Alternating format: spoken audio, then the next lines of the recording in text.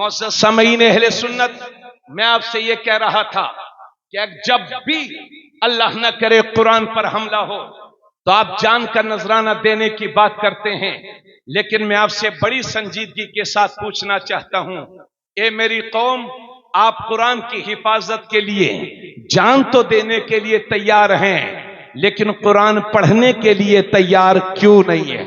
बेशक, बहुत अच्छी बात। आप जान तो देने के लिए तैयार हैं, मगर कुरान पढ़ने के लिए तैयार क्यों नहीं है? बिल्कुल सही। और बड़ी मोहब्बतों के साथ ये अर्ज करता हूं, माशाअल्लाह अल्लाह जज़ाकल्लाह, अल्लाह सलामत रखे। वाह वाह। जानते हो सैयदना सरार मसूद गाजी कौन है? हाँ हाँ हाँ माशाअल्लाह, मेरे तो दोनों हाथों में लड्डू हैं जी।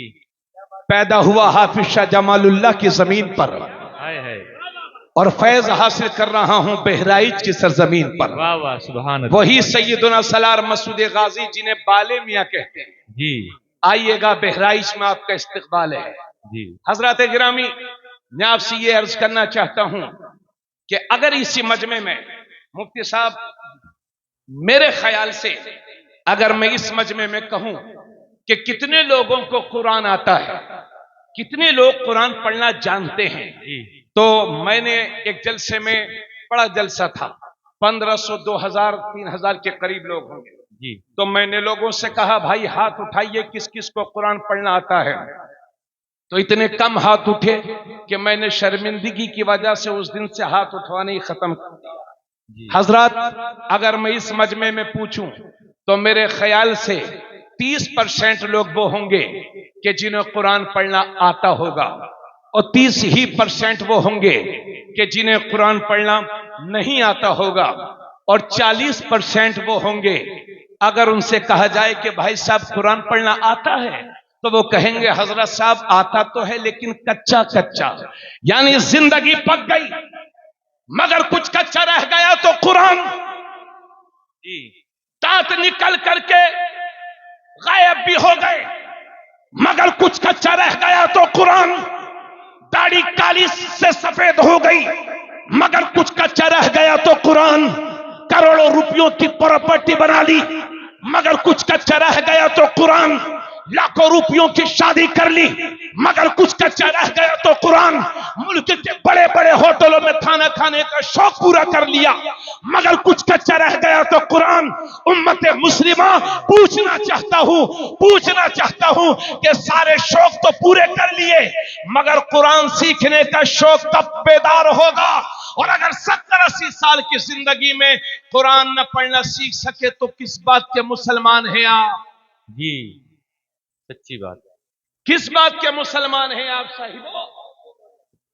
बहुत अच्छी बात है। कहां से हमारे घरों में बरकतें आएंगी?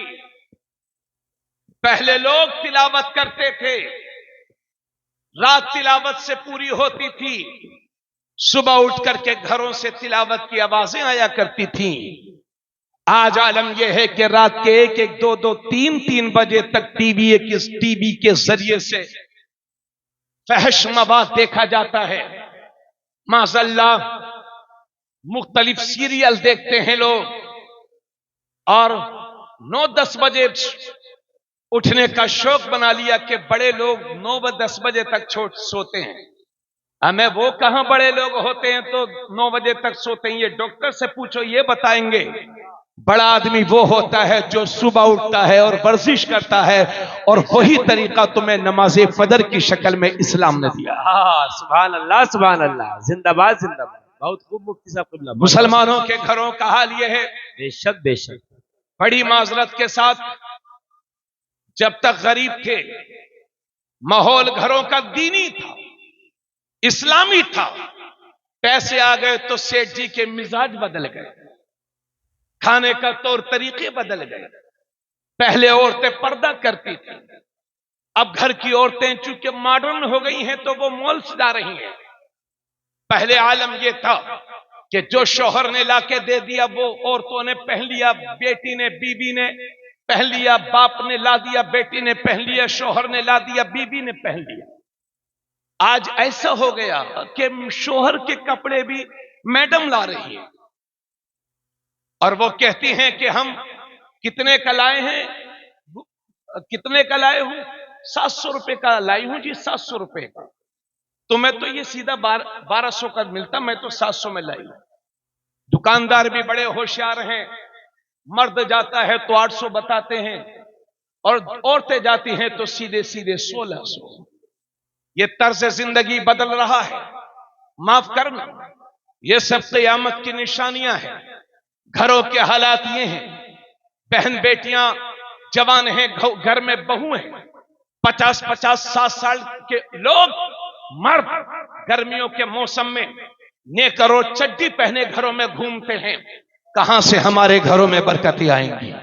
माफ करना, तल्ख मिजाजी के लिए कुरान को पढ़े हुए अरसा गुजर गया होगा।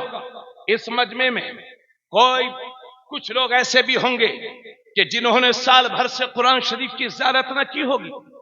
कितने लोग ऐसे होंगे कि जिन्होंने फजर की नमाज ईद के दिन पढ़ी थी। कहां से हमारे घरों में बरकतें आएंगी? तल्ख मिजाजी के लिए बार बार माजरत चाहूंगा, मगर ये आदतें अच्छी नहीं हैं, ये तरीके अच्छे नहीं हैं। इसी वजह से आका करीम सल्लल्लाहु अलैहि वसल्लम ने एक मौके पर इरशाद फरमाया था, ए लोगों, जिस तरह से लोहे को जंग लग जाती है, जिस तरह से इस लोहे को पानी से जंग लग जाती है, इसी तरह से इन दिलों को भी जंग लग जाती है। ये दिल भी गंदे हो जाते हैं, ये दिल भी मैले हो जाते हैं। साहबाए किराम ने अर्ज़ किया, या रसूल अल्लाह, दिलों की गंदगी कैसे साफ होगी? दिलों का मैल कैसे साफ होगा? दिलों का जंग कैसे साफ होगा? तो अल्लाह के नबी फरमाते हैं, अगर दिलों की गंदगी को दूर करना चाहते हो, अगर दिलों के जंग को खत्म करना चाहते हो, तो कसरत के साथ मौत को याद किया करो और कुरान करीम की तिलावत किया करो। माशाअल्लाह माशाअल्लाह, जिंदाबाद जिंदाबाद, बहुत खूब, माशाअल्लाह, सुभान अल्लाह। कसरत के साथ कुरान की तिलावत और मौत को याद रखना, यह दिलों के जंग को खत्म करता है। बेशक बेशक। शेख अब्दुल हक मुहद्दिस देहलवी लिखते हैं जी कि मौत को कसरत के साथ याद करने का मतलब यह है कि जिन बातों का अल्लाह ने हुक्म दिया उन पर अमल करो, और जिन बातों से बचने का हुक्म दिया उनसे बचो। अच्छे अमल ना करना और जबान से मौत मौत कहते रहना, शेख साहब फरमाते हैं, ये तो दिल की सख्ती का सबब होता है। यही वजह है कि लोगों के कपड़े पहले गंदे होते थे मगर दिल बड़े उजले होते थे। आज का इंसान कब्रिस्तान में पहुंच करके भी चुनाव और इलेक्शन की बातें कर रहा है। वहां कौन हार रहा है, वहां कौन जीत रहा है, तुम कितने सीआर में काम कर रहे हो, तुम कितने एलके में काम कर रहे हो। यानी कब्रिस्तान देख करके भी हमें शऊर नहीं आ रहा है। अल्लाह हम सबको हिदायत दे, आमीन आमीन। हजरत गिरामी, इतनी बातों के बाद, भाई थोड़ा सा इको इसको कम कर दो, आवाज बढ़ा दो। इतनी बातों के बाद मैं बड़ी मोहब्बत और एहतराम के साथ आपसे यह कहना चाहता हूं कि दुनिया इस मिशन में तो कामयाब नहीं हो पाई कि कुरान का तोड़ लाए जी, मगर इसमें कामयाब हो गई है कि मुसलमानों को कुरान से दूर कर दिया है। अल्लाह अकबर, अल्लाह जी। अल्लाह के नबी सल्लल्लाहु अलैहि वसल्लम फरमाते हैं, जिसके रावी हजरत अब्दुल्ला इब्न मसूद हैं, नबी करीम सल्लल्लाहु अलैहि वसल्लम फरमाते हैं, मन क़रा हरफन मिन किताबिल्लाह फलहू बिही हसना वल हसनतु बिअशरि अमसालिहा ला कुलु अलिफ लाम मीम हरफुन, अलिफुन हरफुन व लामुन हरफुन व मीमुन हरफुन। अल्लाह के नबी सल्लल्लाहु अलैहि वसल्लम फरमाते हैं कि जिसने कुरान का एक हर्फ पढ़ा तो अल्लाह उसे एक नेकी अता फरमाएगा, और वो एक नेकी 10 नेकियों के बराबर होगी। उसके बाद मेरे नबी फरमाते हैं, मैं ये नहीं कहता कि अलिफ लाम मीम एक हर्फ है, बल्कि अलिफ एक हर्फ है, लाम एक हर्फ है, मीम एक हर्फ है। तो कोई सिर्फ अलिफ लाम मीम पढ़ेगा तो अल्लाह उसके 30 गुनाहों को माफ फरमाएगा और उसे 30 नेकियां अता फरमाएगा। बेशक जिंदाबाद जिंदाबाद। बहुत भाई आप लोग जरा सुन नहीं रहे, मोहब्बत से बोलिए सुभान अल्लाह। थोड़ा सा नवाबी असर रामपुर से अभी थोड़ा बाकी है, पूरी तरह से खत्म नहीं हुआ। मिजाज अभी भी हाई है लोगों के। अच्छी बात है। मोअज़्ज़ज़ सामीन अहले सुन्नत, तो कुरान से रिश्ता मजबूत करो। सुबह हो तो कुरान से, बल्कि एक हदीस में अल्लाह के नबी सल्लल्लाहु अलैहि वसल्लम फरमाते हैं, हर चीज का एक दिल है, हर चीज का दिल है, और कुरान का दिल सूरे यासीन है। माशाअल्लाह सुभान अल्लाह। और दूसरी हदीस में है कि जिसने सूरे यासीन एक बार तिलावत की, अल्लाह उसे 10 खत्मे कुरान की तिलावत का सवाब अता फरमाएगा। माशाअल्लाह। और जोर से बोले सुभान अल्लाह। कुरान से रिश्ता मजबूत करो, कुरान से रिश्ता जोड़ो, और इंशाअल्लाह मायूस होकर के नहीं जाइएगा। आपको यकीन दिलाऊंगा और बताऊंगा भी कि कुरान कैसे पढ़ना है। अब जरा आगे बढ़िए। मुझे इस बात का यकीन है कि मजमे में अक्सर लोग वो होंगे कि जिन्हें कुरान पढ़ना नहीं आता, मगर 100% इस बात का भी यकीन है कि मजमे में कोई भी बच्चा ऐसा नहीं होगा जिसे सूरे इखलास याद ना हो, कुल हुवल्लाह शरीफ याद ना हो। एक दिन मेरे नबी तशरीफ फरमा है और साथ में हजरत अबू हुरैरा भी हैं और एक सहाबी खड़े हुए हैं। अब मेरे नबी के सामने, ये तिरमिज़ी शरीफ में है, मेरे नबी के सामने एक सहाबी तिलावत करते हैं तो पढ़ते हैं, कुल हुवल्लाहु अहद अल्लाहु समद लम यलिद वलम यूलद वलम यकुल लहू कुफुवन अहद। तर्जुमा भी सुनते जाइए। कुल, ए हबीब आप कह दो, हुवल्लाहु अहद, अल्लाह एक है, अल्लाहु समद, अल्लाह बेनियाज है, लम यलिद वलम यूलद, न वो किसी से पैदा न उससे कोई पैदा, वलम यकुल लहू कुफुवन अहद, और अल्लाह के बराबर कोई नहीं, अल्लाह के मिसल कोई नहीं, अल्लाह के मुकाबिल कोई नहीं। मेरे नबी तशरीफ फरमा है। अब एक सहाबी खड़े होकर के हाथ बांध करके पढ़ते हैं, कुल हुवल्लाहु अहद अल्लाहु समद लम यलिद वलम यूलद वलम यकुल लहू कुफुवन अहद। जब मेरे नबी ने सुना तो फरमाया, वजबत वजबत वजबत, वाजिब हो गई, वाजिब हो गई, वाजिब हो गई। तो हजरत अबू हुरैरा वहीं खड़े थे, अर्ज करते हैं, या रसूल अल्लाह मा वजबत, या रसूल अल्लाह क्या वाजिब हो गई? नबी ने फरमाया, जिसने कुल हुवल्लाह पढ़ा उसके लिए जन्नत वाजिब हो गई। नारे तकबीर, नारे रिसालत, मजहबे इस्लाम, मसलके आला हजरत, अजमते कुरान कॉन्फ्रेंस, जश्न दस्तारे हिफ्ज़ व क़िरात, मुफ्ती मोहम्मद तबरेज आलम कादरी। माशाअल्लाह माशाअल्लाह, वाह वाह वाह वाह, क्या बात है हजरत। इतना सवाब है सूरे इखलास की तिलावत का। इसी वजह से ये बुखारी शरीफ में है। मुफ्ती फैजान सकाफी साहब, अल्लामा मौलाना मुफ्ती बिलाल रज़वी साहब इस बात को बखूबी जानते हैं कि बुखारी शरीफ में हदीस है जो मैं अर्ज करने जाता हूं, गालिबन इसके रावी हजरत अबू दरदा हैं। तवज्जो है आप लोगों की? आप लोग परेशान तो नहीं है?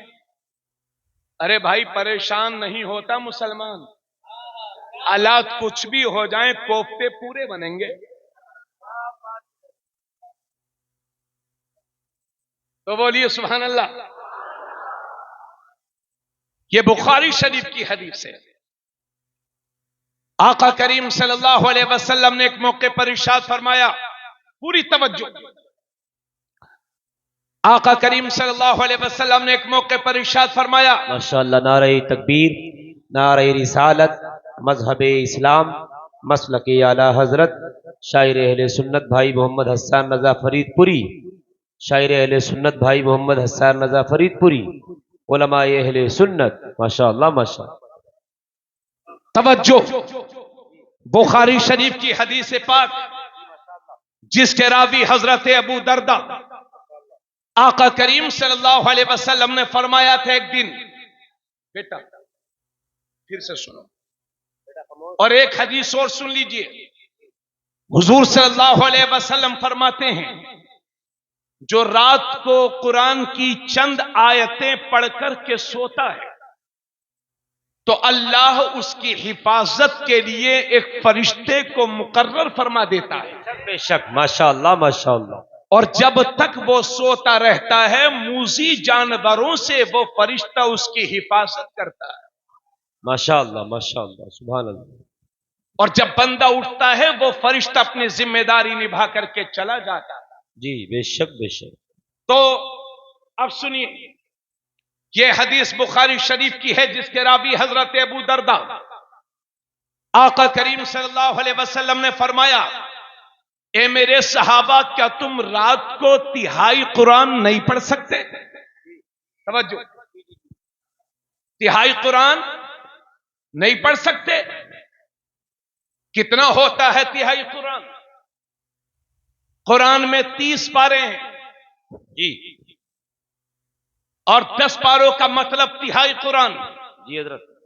अगर ईमानदारी से एक पारा पढ़ा जाए, मैं खुद अल्हम्दुलिल्लाह हाफिज कुरान हूं। माशाअल्लाह माशाअल्लाह, सुभान अल्लाह। अगर ईमानदारी से एक पारा पढ़ा जाए सही से, तो 20 से 25 मिनट लग जाते हैं। और हाफिज साहब कह रहे हैं आधा घंटा।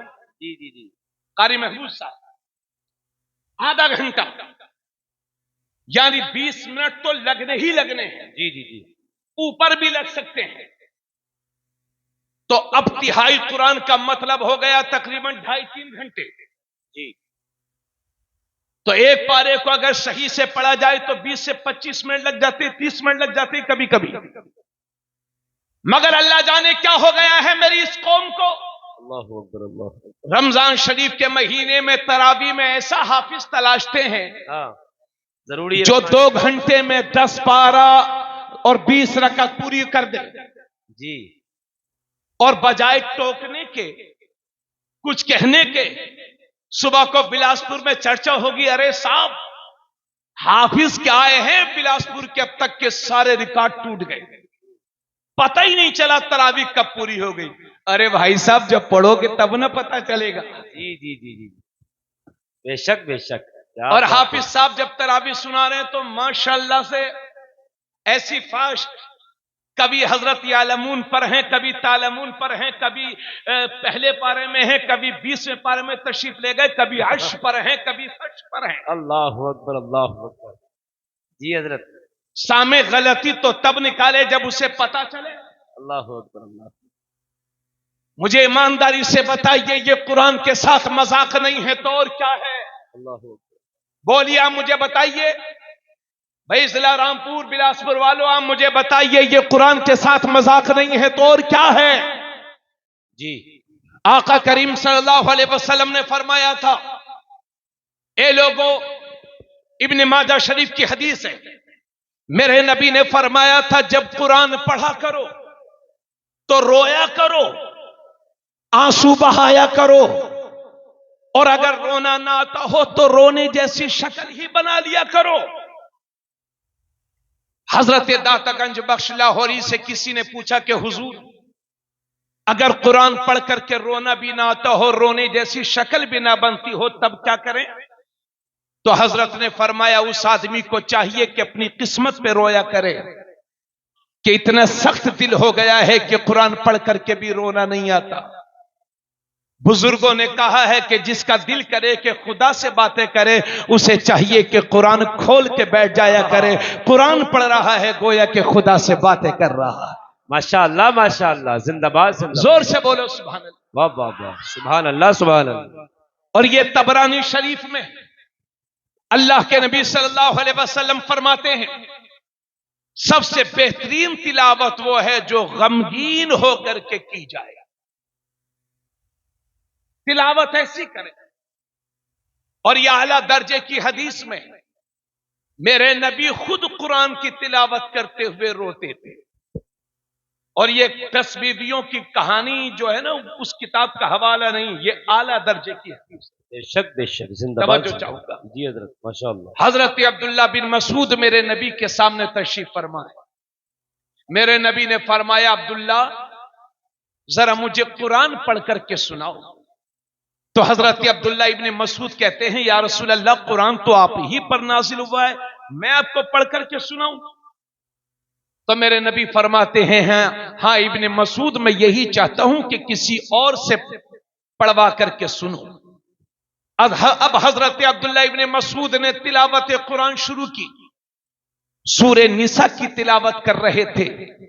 जब इस आयत पर पहुंचे, फकई फैजा जीना मिन कुल्ली उम्मतिम बिशहीदिम व जीना बिका अला हाउलाई शहीदा, कैसी होगी जब हर उम्मत में से एक निगहबान गवाह लाया जाएगा, और ए महबूब तुम्हें उन सारे गवाहों का निगहबान और मुहाफिज बनाया जाएगा।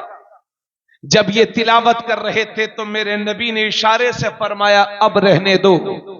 अब्दुल्ला इब्ने मसूद कहते हैं कि जब मैंने नबी के चेहरे पाक को देखा तो मेरे नबी की आंखें आंसुओं से भरी हुई। खुद मेरे नबी कुरान की तिलावत करके रोते थे और अपनी उम्मत से भी फरमाया जब कुरान पढ़ा करो तो आंसू बहाया करो, रोना ना आता हो तो रोने जैसी शक्ल ही बना लिया करो।